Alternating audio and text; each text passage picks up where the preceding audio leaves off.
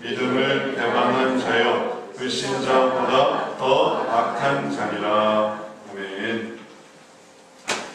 네, 어버이날이 엊그제 있었죠. 그래서 어버이날을 우리가 맞이하면서 우리가 어버이주의를 지키고 있습니다. 그래서 오늘 또 예배 중에 이렇게 어버이 선물을 이렇게 마련을 하면서 어버이 사랑 우리가 세안하려고 합니다. 우리 그리스도인들이 어버이께 효도하고 또 어버이를 섬기려고 하는 것은 너무나 당연한 것입니다. 또 세상 사람들도 다 그러한 효도의 삶을 살아가고 있고 또 우리 그리스도인들도 역시 효도의 삶을 살려고 하는 것은 너무나 동일한 것입니다. 하지만 예전에는 우리 기독교가 불효의 종교가 아니냐라는 그런 오해를 샀던 적이 있었습니다. 왜 불효의 종교냐? 두 가지 이유 때문에. 첫 번째는 제사를 못 지내게 해서 돌아가신 것을 기념하고 이렇게 상 차리고 예를 갖추는 게 이걸 왜 못하게 하느냐? 이건 불효다. 이제 이렇게 생각을 했던 것이고, 또 다른 하나의 이유는 부모님이 교회 가지 말아라 하면은 순종하고 교회를 안 가야 되는데 그걸 거역하는 거예요. 저는 교회를 그래도 나가야 되겠습니다. 근데 그건 불효 아니냐? 순종하지 않으니까. 아니 아버지가 가지 말라고 하면 가지 말아야지. 어머니가 교회 나가지 마라 하면 나가지 말아야지. 근데 자녀들이 저는 그래도 교회를 나가겠습니다 하면 또 그렇게 해야 된다라고 가르치면 그럼 이건 불효 아니냐? 그래서 대개 이제 두 가지 이유로 기독교가 불효냐, 불효의 종교냐 이렇게 생각하던 때가 있었습니다. 그러나 이제 그게 사실은 그렇지 않다는 것을 우리가 알게 됐습니다. 뭐냐면 죽은 다음에 잘하면 뭐합니까? 살아있을 때 잘해야죠. 그래서 오히려 우리 기독교에서는 우리 주님을 믿는 그리스도인들은 살아있을 때 더 잘하려고 하는 거예요. 죽으면 그런 그 기억만 할 뿐이에요. 기억으로 주도 예배를 드리는 것 뿐이지 제사로 그 제사를 받는 그 돌아가신 할아버지가 돌아가신 증조 고조 할아버지가 내 제사를 받는 그런 게 아니거든. 이미 돌아가셨기 때문에 끝나는 거예요. 그렇기 때문에 살아있을 때 잘하는 것이 더 중요하다 하니까 그게 이제 일리가 있단 말이죠. 그리고 또 요즘에 제사가 많이 약해졌으니까. 그래서 이제 오해 하나가 풀리고, 그 다음에 불순종한다는 것, 그거는 왜 불순종하겠습니까? 내가 구원을 받아야 우리 부모님도 구원을 받게 할 수 있으니까 부모님을 사랑하려고 하는 것이.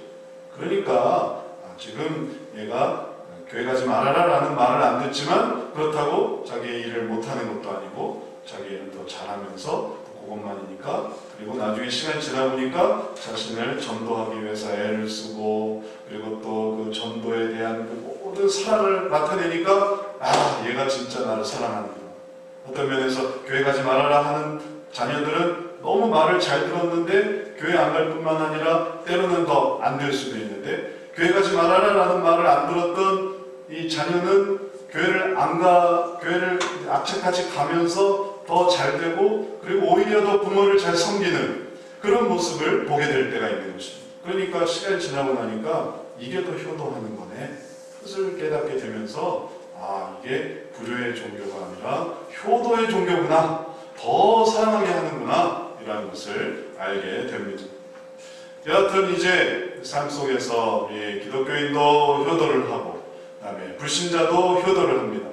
그럼 이제 동일해졌습니다. 그럼 이제 문제가 다 해결된 것 같은데, 근데 여기에 새로운 도전이 생겨났습니다. 뭐냐면, 그러면 기독교인이 효도를 하는 이유가 뭐냐라는 거예요. 세상 사람들이 효도하는 이유와 똑같이 효도를 하느냐? 그럼 우리는 그냥 아닌 것입니다. 이걸 깨닫는 게 이제 우리가 극복해야 되는 과제인 것입니다. 왜 그럴까요? 세상 사람들이 효도를 하는 이유가 무엇일까요? 세상 사람들의 효도의 이유는 자기 자신 속에 있습니다. 그래서 나한테 얼마나 부모님이 잘했는가, 부모님이 나한테 사랑을 베풀어줬는가, 사랑을 베풀어주지 않았는가, 이런 자기 기준이 있습니다. 그래서 그 기준에 따라서 부모님이 나한테 험하게 하거나 부모님이 나한테 매정하게 하거나 그러면 난 효도 안 해버려요. 왜냐하면 내가 받은 게 별로 없으니까. 이게 세상 사람들의 효도의 기준이에요. 그러나 기독교인들의 효도의 기준은 뭡니까? 내가 받은 게 기준이 아니고 우리 효도의 기준은 하나님께 있는 거예요. 근거는 하나님입니다. 하나님이 효도를 가르쳐 주셨기 때문에 우리가 효도를 하는 거예요. 그러니까 세상 사람들의 효도가 가다가 딱 멈출 때 우리의 효도는 더 나아가는 거예요. 부모님이 나한테 젊었을 때는 잘해줘도 나이 들어서 뭐 유산을 안 물려준다든지 혹은 뭔가 섭섭하게 한다든지 하면은 우리의 효도는 끝날 수 있지만, 그러나 그리스도의 효도는 더 나아가는 거예요. 왜냐하면 하나님이 예전이나 지금이나 동일하시기 때문에 그런 것입니다. 그러니까 이것을 기억해야 합니다. 오늘 성경 말씀에서도 바로 하나님 앞에서의 효도, 하나님이 우리에게 가르치시는 효도의 그 근거를 발견하게 됩니다. 오늘 디모데전서 5장 4절 말씀에 우리가 이것을 보게 됩니다. 우리 같이 한번 읽어봅니다. 만일 어떤 과부에게 자녀나 손자들이 있거든 그들로 먼저 자기 집에서 효를 행하여 부모에게 보답하기를 배우게 하라. 이것이 하나님 앞에 받으실 만한 것이니라. 오늘 사도 바울이 디모데에게 가르치고 있는 이 디모데전서 속에서 우리는 하나님의 뜻이 무엇인가를 깨닫게 됩니다. 부모에게 보답하는 것, 자기 집에서 효를 행하는 것, 그게 뭐라고 말하고 있습니까? 그게 하나님 앞에서 받으실 만한 것이에요. 하나님이 그것을 받아주시는 것입니다. 하나님이 딱 보고 계시는 거예요. 이게 지금 하고 있는가 안 하고 있는가, 그리고 그 속에서 그 일을 행할 때 하나님이 그의 삶을 받으시고 그의 인생을 받으시고 또 그것을 기뻐하시는 것입니다. 그럼 한번 생각해 보십시오. 하나님이 왜 이렇게 부모 자식 간에 이렇게 참견하실까요? 다 사연이 있는 거 아닐까요? 그 부모에게 그 자녀에게 그 부모 나름의 다 사연이 있어서 그거는 가정사지 않겠습니까? 하나님이 왜 이걸 왈가왈부해요? 하나님은 그저 믿고 안 믿고만 생각하시면 되지, 인생에서 부모에게 잘하는지 안 잘하는지, 공경하는지 안 하는지, 보답하는지 안 하는지 이걸 왜 따지십니까? 하나님이 이것을 따지세요. 이것은 신약에서만 따지는 게 아닙니다. 거슬러 올라가서 구약에서도 이것을 따지셨습니다. 중요하게 여기셨습니다. 출애굽기 20장에 10계명을 세울 때 10계명 중에 처음에 4개는 하나님께 대한 거고, 그 다음에 이제 5번째부터 우리 사람에 대한 게 나오는데, 첫 번째가 뭐냐면 부모를 공경하라. 내 부모를 공경하라. 그러면 부모를 공경하라. 왜 부모를 공경하라는 걸까요? 부모를 공경하는 이유, 부모를 공경하면 부모가 내게 복을 줄 거다. 부모를 공경하면 부모가 너에게 축복을 빌어줄 거다가 아니에요. 부모가 해주는 것은 없습니다. 주님께서 밝히신 것은 뭐냐면, 부모를 공경하면 내 하나님 여호와가 내게 준 땅에서 내 생명이 길리라. 하나님이 축복을 주시는 거예요. 부모와 자녀 간의 관계로 끝나는 게 아닙니다. 부모와 자녀 위에 하나님이 계시는 거예요. 그래서 이 하나님이 부모에게 효도를 하는 그 자녀에게 복을 주시는 거예요. 그러면 아무래도 이게 이해가 안 되면, 왜 하나님이 여기에 간섭하시고, 왜 하나님이 여기에 개입하시고, 왜 하나님이 여기에 복을 주기도 하시고, 왜 하나님이 받기도 하시고, 때로는 그 모습을 공경하지 않으면 복을 주지 않기도 하시고, 받지 않으시기도 하시고, 공경하면 받기도 하시고, 복을 주기도 하시는 것일까? 이 모든 사연은 태초로 거슬러 갑니다. 맨 처음으로 거슬러 가게 됩니다. 그래서 하나님, 아담과 하와, 그 다음에 그 자녀 가인과 아벨, 이 관계 속에서 처음에 시작이 됐습니다. 자, 하나님이 처음에 만드신 그 인간이 바로 아담과 하와예요. 아담과 하와는 손으로 만드셨습니다. 그러니까 완전 창조하신 거예요. 손으로 흙을 빚어서 만드셨습니다. 가인과 아벨은 그렇게 만드신 게 아니에요. 가인과 아벨은 하나님이 손으로 빚어서 만드신 게 아니라 아담과 하와를 통해서 낳게 하셨습니다. 아담과 하와의 이 생육 방법에 따라서, 인간의 생육 방법에 따라서 가인과 아벨이 태어나게 하셨어요. 만약에 아담과 하와가 죄를 짓지 않았으면 어떻게 됐을까요? 선악과를 따먹지 않았으면 어떻게 됐을까요? 출산의 고통은 없었을 겁니다. 그러면 아주 쉽게 자녀를 낳았겠죠. 그리고 에덴 동산에서 같이 살았겠죠. 그러면서 가인과 아벨이 아마 아담과 하와를 통해 선악과를, 그 에덴 동산에서 하나님의 사랑 속에서 화목하게 자라게 됐을 것입니다. 다시 말해서 하나님은 하나님 밑에 아담과 하와 그 밑에 가인과 아벨, 바로 이러한 계층을 만들어 놓으셨다는 거예요. 그래서 아담과 하와가 가인과 아벨과 동급이 아니고 만약에 가인과 아벨을 손으로 지어서 만드셨으면 형제급인 거죠. 왜냐하면 하나님이 아담과 하와도 손으로 지어서 만들고 가인과 아벨도 손으로 지어서 만들었으면 형제가 됐을 때는 형제가 아니에요. 그 밑에 놓으셨어요. 그래서 아담과 하와를 통해서 가인과 아벨이 태어나게 하셨어요. 죄를 짓지 않았으면 그렇게 에덴 동산에서 살게 되었겠지만 죄를 지었기 때문에 이제 밖에서 살게 됐습니다. 그러나 그 차이뿐이지 어차피 인류를 만드시고 생육하게 하시고 번성하게 하셨기 때문에 에덴 동산에서 자녀를 갖던 아니면 에덴 동산을 떠나 그 밖에서 자녀를 갖던 하나님은 바로 이것을 계획하셨습니다. 그리고 그 계획 속에서 가인과 아벨이 태어났습니다. 비록 죄 가운데였지만, 비록 선악과를 따먹고 에덴 동산은 아니고 세상 속에서 땀을 흘려야 되고 그 다음에 출산의 고통을 겪어야 되는 그 괴로움이지만 아담과 하와는 고통 속에서 혹은 또 정성 속에서 가인과 아벨을 태어나게 했습니다. 얼마나 귀한 일입니까? 아담과 하와는 하나님을 대신해서 가인과 아벨을 이 세상에 탄생시킨 거예요. 하나님의 은혜를 힘입어서 이 세상에 가인과 아벨을 이 세상에 출생시킨 그 역할을 감당하는 거예요. 그래서 하나님께서 부모에게 순종케 하는 이유는, 왜 하나님이 우리가 하여금 부모에게 순종하게 하고 또 부모를 공경하게 하는가 하냐면, 하나님의 은혜와 사랑을 부모님이 하나님을 통해서, 하나님을 대신해서 우리에게 보여주기 때문에 그런 것입니다. 그래서 여기 간섭하시는, 부모가 그냥 있는 부모가 아닌 것입니다. 하나님이 마련하시고 하나님이 준비하셨습니다. 가인과 아벨 기준으로 생각해 보십시오. 그들이 존재하게 하기 위해서 하나님은 아담과 하와를 만드신 것입니다. 부모를 준비하신 거예요. 그리고 그 부모 밑에서 태어나게 하셨어요. 그러니 가인과 아벨은 당연히 부모를 공경해야 되겠죠. 왜냐하면 자기의 근거인데, 부모님이 없었으면 제가 존재할 수가 없는 거예요. 하나님이 직접 만드신 것도 아니고. 그러니까 공경해야만 하는 것입니다. 뿐만 아니라 가인과 아벨은 아담과 하와를 통해 하나님을 배웁니다. 또 하나님의 뜻을 따릅니다. 그리고 하나님이 어떤 분인지를 배웁니다. 자기는 들은 적이 없는 거예요. 그러나 아빠, 엄마는 자녀에 대해서 하나님을 가르쳐줍니다. 그러니 그것을 깨닫게 하는 그 부모님, 그 부모님을 사랑하고 섬기고 존경하고 따르는 것은 너무너무나 당연한 것이죠.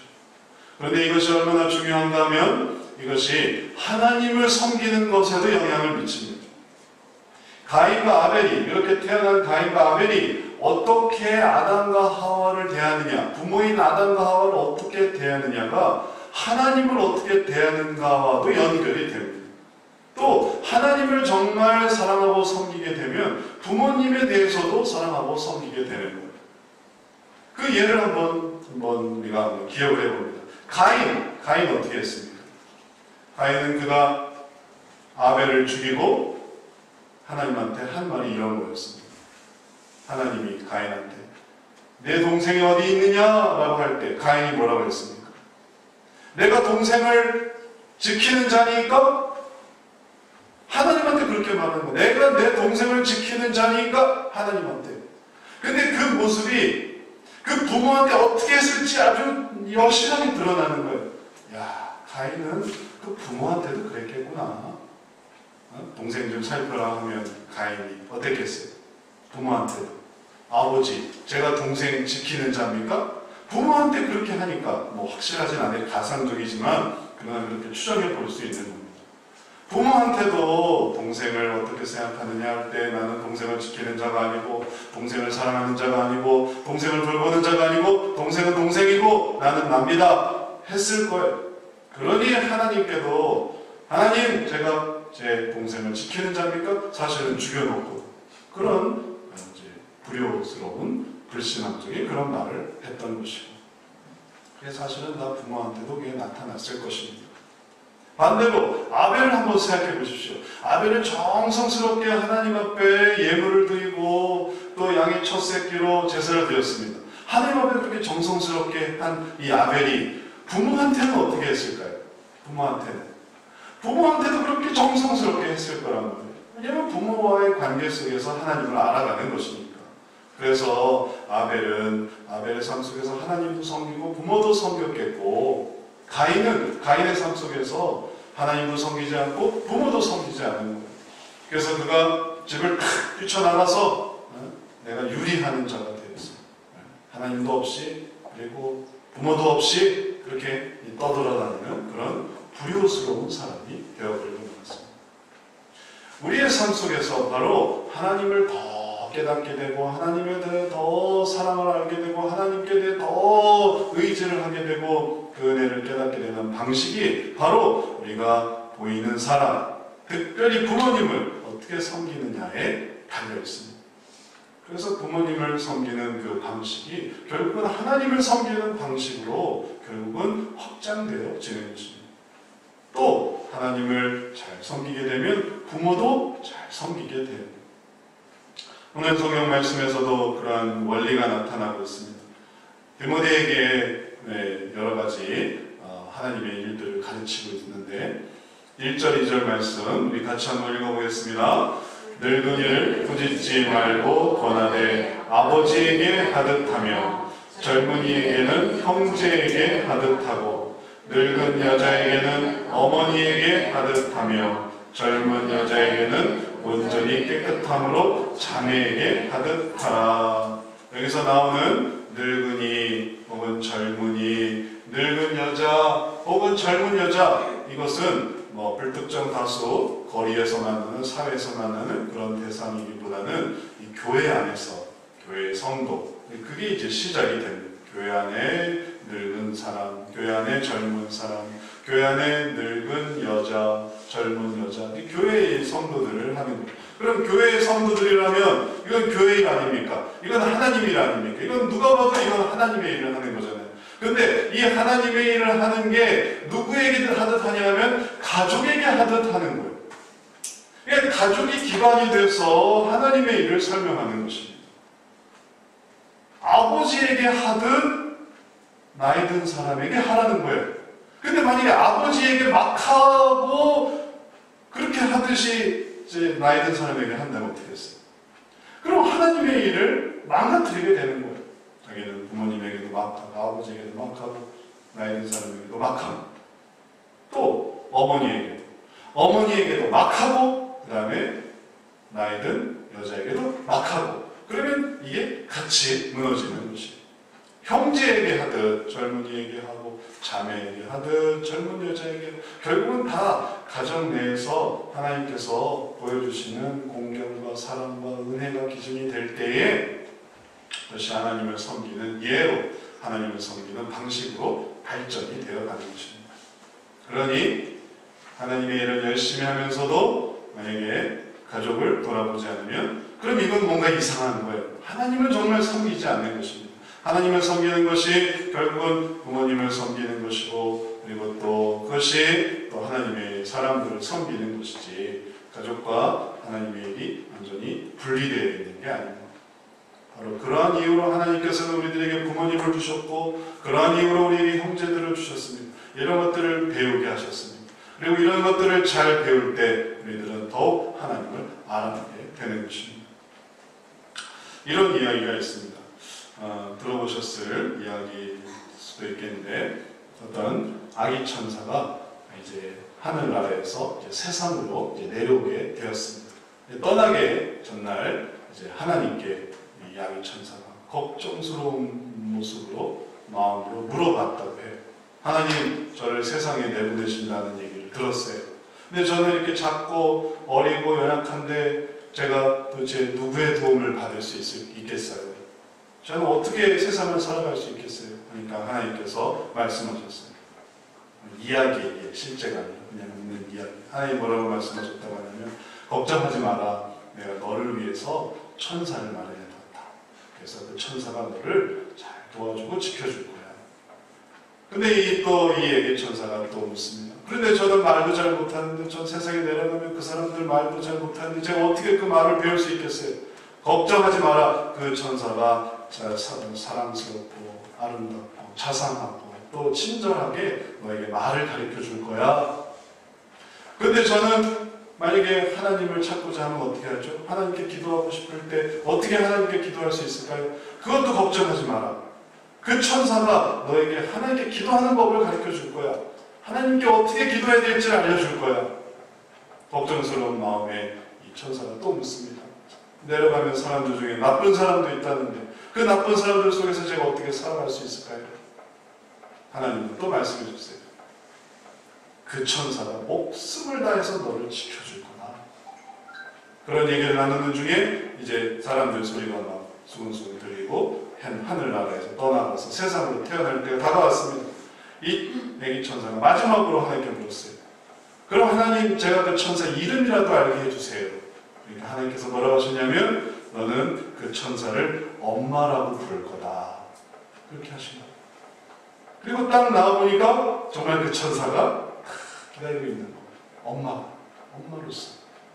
그래서 그 엄마를 통해 하나님을 알게 되고 그 엄마를 통해 하나님을 배우게 되고 하나님을 알아갈 수 있는 수준의 성장을 감당할 수 있게 됩니다.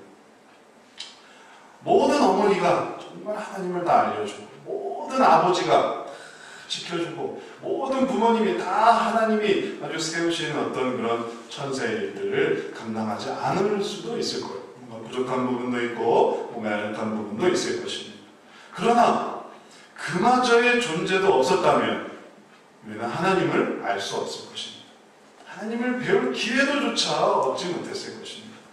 그렇기 때문에 존재하게 한다는 그 자체만으로도 부모님은 우리로 하여금 하나님을 바라보게 하는 하나님의 쓰시는 도구예요.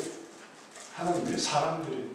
그래서 우리들은 하나님께 감사하고 하나님을 섬기면서 부모님을 사랑하고 또 부모님께 공경해야 하는 것입니다. 이러한 공경, 이러한 사랑 속에서 하나님의 사랑이 무럭무럭 생겨납니다. 이것은 정말 아주 일직선상에 있는 거예요.